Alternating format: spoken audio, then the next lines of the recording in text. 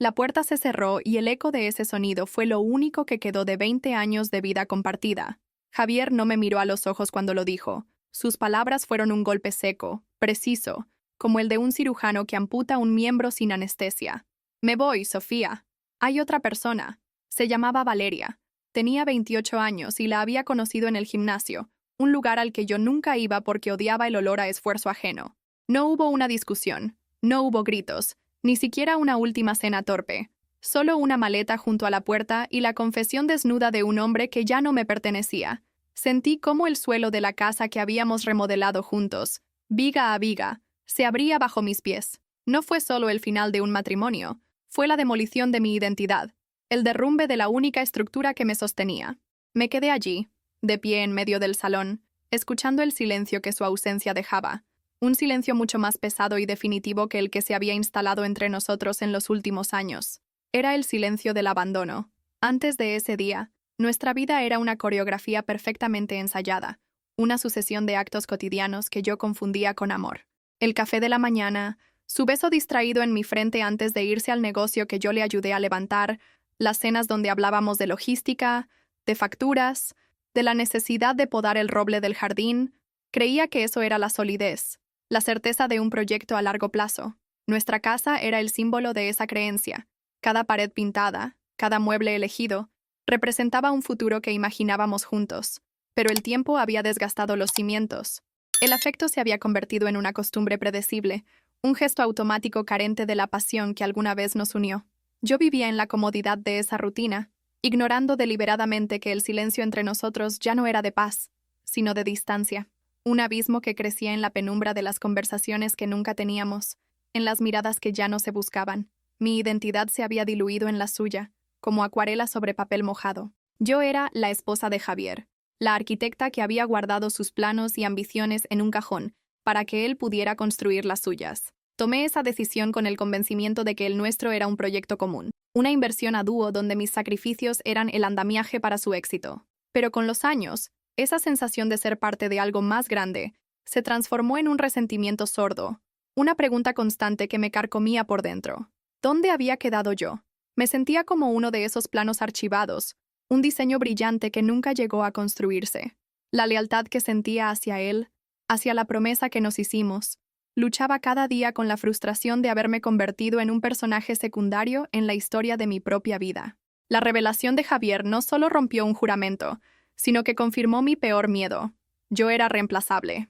La brutalidad de los detalles fue lo que más me hirió. No era solo otra mujer, era Valeria, una de 28 años. La juventud que yo ya no tenía, la promesa de una vida sin las complicaciones ni el desgaste de 2 décadas compartidas. Mientras él me hablaba, con una calma que me pareció monstruosa, yo solo podía pensar en la humillación. Él no se iba por una crisis, se iba por una certeza. Estaba convencido de que su felicidad ya no estaba entre esas paredes, sino en el cuerpo y la vida de alguien que no tenía nuestras arrugas, nuestras cicatrices compartidas. La forma en que lo dijo, como un trámite inevitable, me despojó de cualquier derecho a la réplica. Me dejó sola con la imagen de él en el gimnasio, riendo, seduciendo, mientras yo en casa revisaba los balances de su empresa. El vacío que dejó su partida fue físico, palpable. La casa, antes un refugio, se convirtió en un mausoleo de nuestros recuerdos. Su lado de la cama se sentía como un cráter helado. Su cepillo de dientes en el baño era una acusación silenciosa. Las noches eran lo peor. Se estiraban hasta el infinito, llenas de una ansiedad que me oprimía el pecho y me impedía respirar. Cada crujido de la madera, cada sombra en la pared, me recordaba su ausencia. Durante las primeras semanas, funcioné en piloto automático, moviéndome por los espacios que antes compartíamos como un fantasma. La rutina que antes me daba seguridad ahora era una tortura. El café para uno, la cena en silencio frente al televisor, el jardín que de repente parecía demasiado grande. El colapso no fue un estallido, sino una implosión lenta y dolorosa que me fue vaciando por dentro. Este abandono no trataba solo de un corazón roto. Fue la quiebra total de la empresa en la que había invertido toda mi existencia. Javier no solo se había llevado su ropa y sus libros, se había llevado mi propósito, el valor que yo misma me había asignado como mujer, como compañera. Me enfrentaba a la aterradora realidad de que sin él no sabía quién era. La estructura que habíamos construido juntos se había venido abajo y yo estaba sepultada bajo los escombros. La pregunta que me atormentaba no era si lo superaría, sino cómo iba a empezar a reconstruirme desde cero cuando la única arquitecta que conocía, yo misma, había olvidado cómo sostener un lápiz, cómo trazar una línea que no dependiera de la existencia de otro. Era el inicio de una guerra solitaria, una batalla por mi propia supervivencia. Los primeros meses fueron un descenso a un infierno personal, uno diseñado con los planos de nuestra vida pasada. Cada día era un ejercicio de supervivencia en un campo de batalla que solo yo podía ver. La humillación era una capa de piel pegajosa que no podía quitarme. Me imaginaba las conversaciones de nuestros amigos, la compasión teñida de morbo, las miradas de lástima en el supermercado. Me convertí en una reclusa en mi propia casa, evitando las ventanas, temiendo el timbre. La tristeza no era una ola que venía y se iba, era un océano en el que me ahogaba lentamente, me paralizaba. Había mañanas en las que la simple idea de levantarme de la cama, de enfrentar el silencio de la cocina, requería una fuerza que ya no poseía. El vacío físico que Javier dejó se convirtió en un dolor fantasma, una presencia constante que me recordaba mi amputación emocional. Las noches eran el epicentro del terror. Sin el ruido del mundo para distraerme, mi mente se convertía en una sala de proyecciones donde se repetían en bucle mis fracasos. La ansiedad era una bestia que me despertaba con el corazón galopando, con la certeza irracional de que algo terrible estaba a punto de suceder, olvidando que lo terrible ya había sucedido. Me levantaba y caminaba por la casa a oscuras, rozando los muebles como si fueran lápidas, sintiendo el frío de una vida que se había congelado. Intentaba justificarlo, entender su crisis. ¿Había sido yo? ¿Mi falta de pasión? ¿Mi comodidad? Me torturaba con preguntas que no tenían respuesta, buscando una culpa que pudiera darle sentido al caos. Pero no había sentido, solo el hecho brutal de que él había elegido reescribir su historia, borrándome de las páginas futuras sin la menor consideración. Toqué fondo una tarde de domingo, el día de la semana que más odiaba porque era el que le pertenecía a la familia, a las parejas, a todo lo que yo había perdido. Estaba en el jardín, mirando el roble que necesitábamos podar, y me sentí tan inútil y abandonada como él. Me derrumbé sobre el césped húmedo, llorando no con lágrimas, sino con un sonido gutural, animal, que salió de lo más profundo de mi ser. Fue un llanto por la mujer que fui, por la que nunca llegaría a ser, por la estúpida fe que había depositado en una promesa de amor eterno. En ese momento de absoluta desolación, algo se rompió dentro de mí. No fue una epifanía gloriosa, sino un agotamiento, el cansancio de sufrir. Me di cuenta de que podía quedarme allí, pudriéndome en mi propia miseria, o podía levantarme, y aunque cada hueso de mi cuerpo se resistía, elegí levantarme. El primer paso fue pequeño, casi insignificante. Llamé a Clara, una amiga de la universidad a la que había descuidado por años, ahogada en mi vida de casada.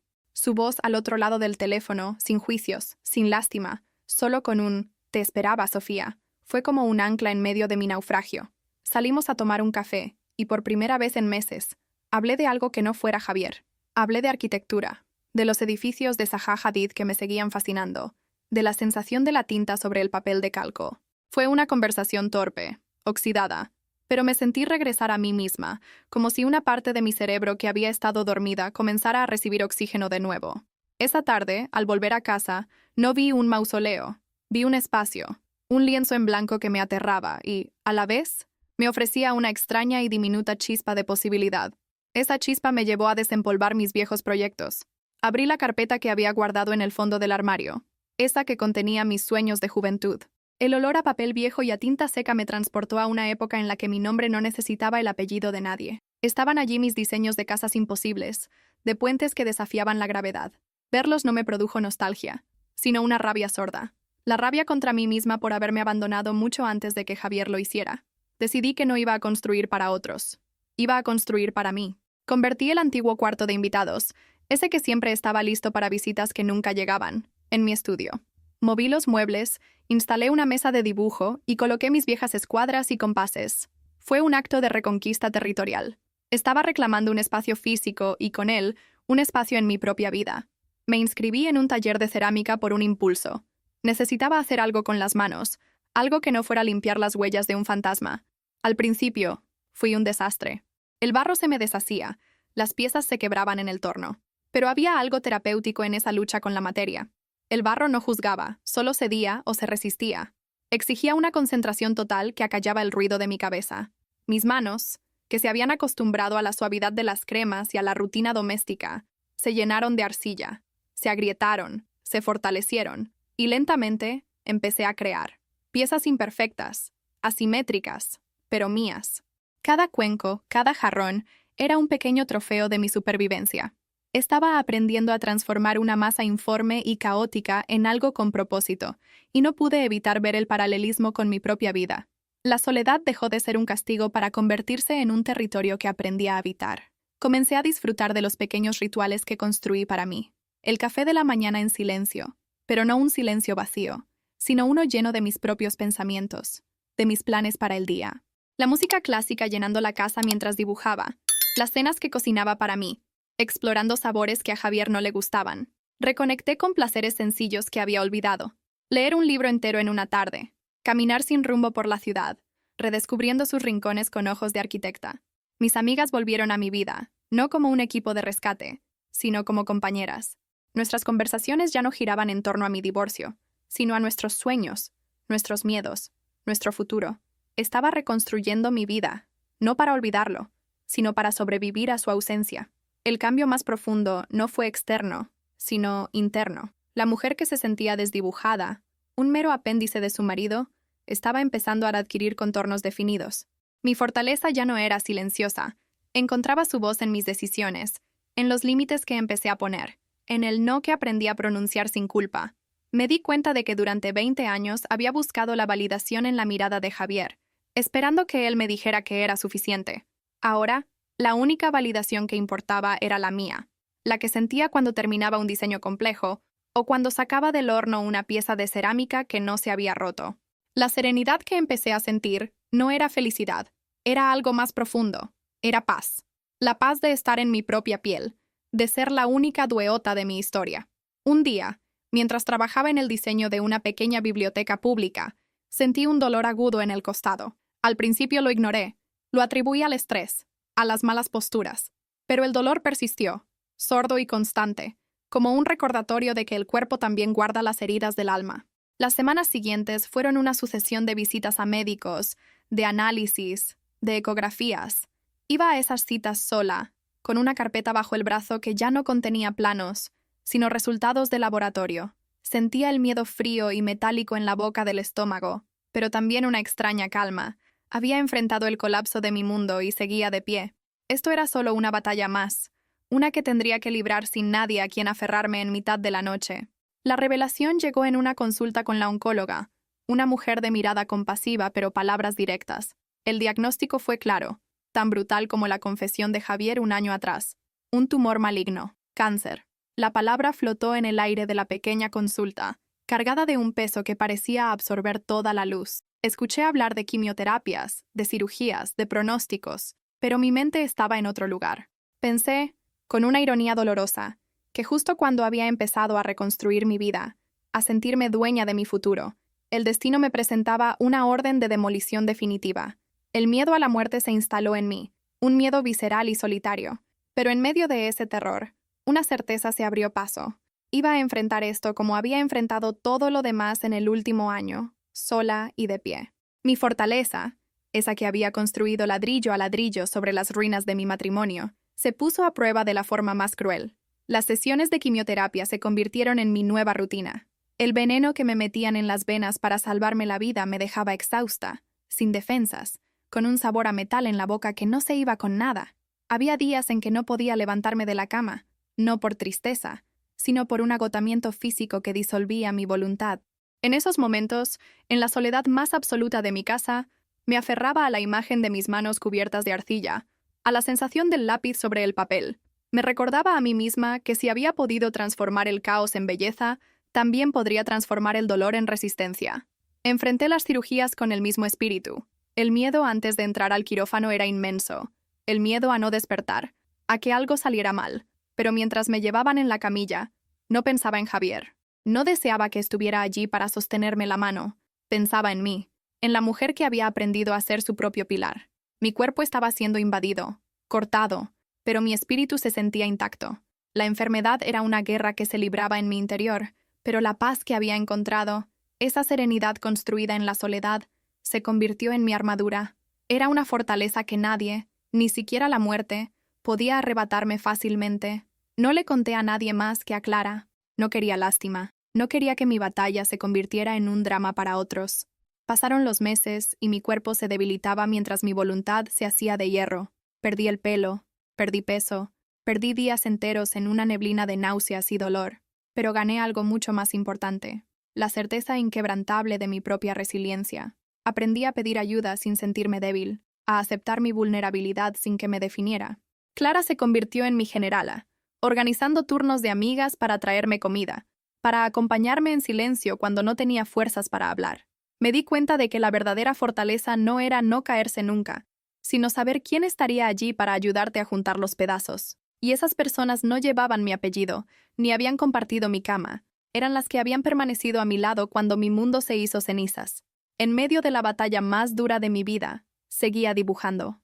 En los días buenos, me sentaba en mi estudio, con un pañuelo en la cabeza y una determinación feroz en la mirada, y trazaba líneas. Diseñaba espacios llenos de luz, casas abiertas a la naturaleza, lugares donde la gente pudiera sanar. La arquitectura se convirtió en mi forma de desafiar a la enfermedad, de imponer el orden y la belleza sobre el caos y la decadencia de mi propio cuerpo.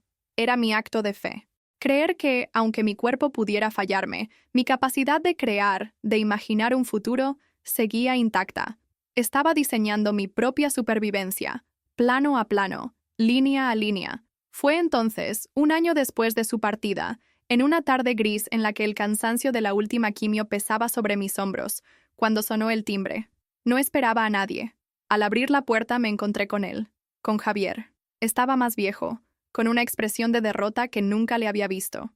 La euforia adolescente de la que me habían hablado se había desvanecido, reemplazada por el cansancio de un hombre que había corrido una maratón solo para darse cuenta de que la meta estaba donde había empezado. Su presencia en el umbral de mi puerta, en el umbral de mi nueva vida, se sintió como la de un fantasma de un pasado que ya no me pertenecía. Javier me miró como si estuviera viendo a una extraña. Mis facciones, afiladas por la pérdida de peso y la ausencia de mi cabello, oculto bajo un elegante pañuelo de seda, lo descolocaron. Vino con un discurso ensayado, lleno de arrepentimiento y de promesas de cambio. Habló del fracaso de su relación con Valeria, de cómo la superficialidad había devorado la pasión inicial, de cómo se había dado cuenta de que su verdadero hogar, su verdadera vida, era yo. Idealizaba nuestro pasado, mencionando momentos que yo apenas recordaba, pintando una imagen de felicidad perfecta que nunca había existido. Suplicaba perdón, pedía una segunda oportunidad, convencido de que podía volver y simplemente reanudar la vida que él mismo había dinamitado. Yo lo escuchaba en silencio, desde la calma de quien ya ha librado las batallas más importantes y sabe que ese drama de amor perdido ya no es el suyo. Le permití entrar, no por debilidad, sino por una curiosidad casi clínica. Quería ver su rostro cuando viera en lo que se había convertido su antiguo hogar, y su reacción fue exactamente la que esperaba. Un shock profundo, silencioso. Sus ojos recorrían el salón, los muebles reorganizados para maximizar la luz, la ausencia de sus cosas, la presencia de mis cerámicas imperfectas en las estanterías. Su mirada se detuvo en la puerta abierta del cuarto de invitados, ahora mi estudio de arquitectura, con los planos extendidos sobre la mesa. Vio un mundo que había seguido girando sin él, uno que, de hecho, había florecido en su ausencia. Buscaba a la mujer que había dejado, la que dependía de él, la que se había desdibujado, pero esa mujer ya no existía, y en su lugar encontró a alguien serena, contenida, una fortaleza que él no reconocía. El golpe final llegó en medio de su ruego desesperado. «Haré lo que sea, Sofía. Déjame cuidarte. Déjame reparar el daño», dijo, con lágrimas en los ojos. Lo dejé terminar, y entonces, con la misma calma con la que me había enfrentado a la oncóloga, le revelé mi secreto. «Llegas tarde para cuidarme, Javier. Hace 3 meses me diagnosticaron cáncer». Le conté de las quimioterapias, de las cirugías, del miedo a la muerte que me había acompañado en las noches solitarias. Le describí el agotamiento, el dolor, la lucha por mi vida que había librado completamente sola, porque el hombre que había jurado estar conmigo en la salud y en la enfermedad estaba ocupado persiguiendo una fantasía de segunda juventud. Su rostro pasó de la desesperación a la devastación absoluta. El color se le fue de la cara y por primera vez lo vi completamente roto. ¿Te está gustando esta historia? Deja un like y suscríbete al canal. Ahora continuamos con el vídeo. Su drama de amor perdido se evaporó en un instante, reemplazado por una culpa insoportable, casi obscena. Se dio cuenta, con una claridad brutal, de que mientras él vivía una tragedia romántica de su propia creación, la mujer de su vida libraba la única batalla que de verdad importa. Su sufrimiento se volvió insignificante, patético, frente a la cruda realidad de mi lucha. Yo, por mi parte, entré en un nuevo conflicto. El hombre que me abandonó en mi momento de mayor salud y plenitud, ahora quería cuidarme en mi momento de mayor fragilidad. Su presencia, que minutos antes era indiferente, ahora se sentía como una invasión a la fortaleza que tanto me había costado construir. ¿Aceptar su ayuda era un acto de compasión, de perdón, o era una traición a la mujer que había aprendido a salvarse a sí misma? Su culpa no me sanaría. Javier insistió en acompañarme a mis tratamientos. No como un esposo que regresa, sino como un amigo culpable, un penitente buscando su propia absolución. Sus gestos eran torpes, desesperados. Me traía comida que las náuseas me impedían comer. Me hacía preguntas sobre la enfermedad que yo no tenía la energía para responder. Llenaba los silencios con anécdotas de un pasado que para mí ya era un país extranjero. Al principio fui reacia. Su presencia era un recordatorio constante de mi soledad en los peores momentos. Pero luego, vi la sinceridad en su torpeza. Vi a un hombre que no buscaba recuperar un amor, sino reparar un vínculo humano que él mismo había destrozado. Y finalmente, acepté su ayuda, pero con límites claros, innegociables. No había espacio para la reconciliación amorosa, solo para un intento de redención. Al final, no volvimos a ser pareja. La enfermedad no nos unió románticamente, pero nos obligó a encontrar una nueva forma de querernos. Javier se convirtió en un compañero de cuidados, presente pero a una distancia emocionalmente segura. Me llevaba a las citas, esperaba en los pasillos del hospital, me escuchaba cuando tenía ganas de hablar y aprendió a respetar mis silencios. Yo, por mi parte, aprendí a aceptar su apoyo sin sacrificar la independencia que me había salvado. Nuestro vínculo se reconstruyó, no sobre los cimientos de un amor romántico, sino sobre la cruda realidad de la fragilidad humana y el perdón. El abandono no me destruyó, me obligó a descubrir una fuerza que no sabía que tenía, y su regreso tardío solo sirvió para mostrarle, con una claridad dolorosa, la inmensidad de la batalla que se perdió por estar ausente. ¿Han hecho algún gesto de bondad que cambió una vida? Dejen un corazoncito si creen que el amor es más poderoso que cualquier riqueza. Suscríbanse para más historias de segundas oportunidades.